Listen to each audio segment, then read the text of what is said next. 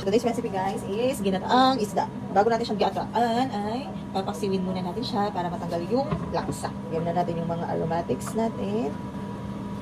Pwede natin siya totally lulutuin talaga. Na mag-boil ay balik na rin and then pwede nang hanguin. Natin ang paminta, mas madami, mas masarap. Suka. Sin. Toyo. Konting toyo lang. Tubig. And pakuluan. Kulo-kulo na. Yung iba lang pala mababaliktad. Next step is mapiprito tayo. Used oil. Time to prito.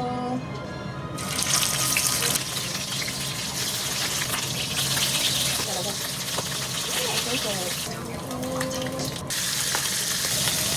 Tapos ng maprito, it's time to gata. Let's add some oil.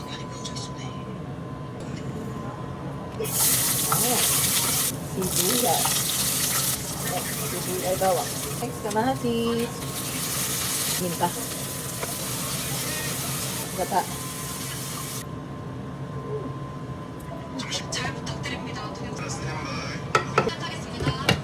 Tingnan, pampalasa is lagay natin yung sili.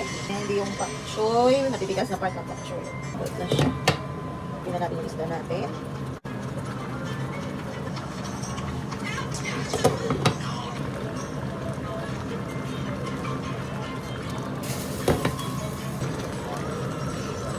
Ayan, simmer nyo na lang. Kung gusto nyo ng konti yung sabaw, so kayo na bahala.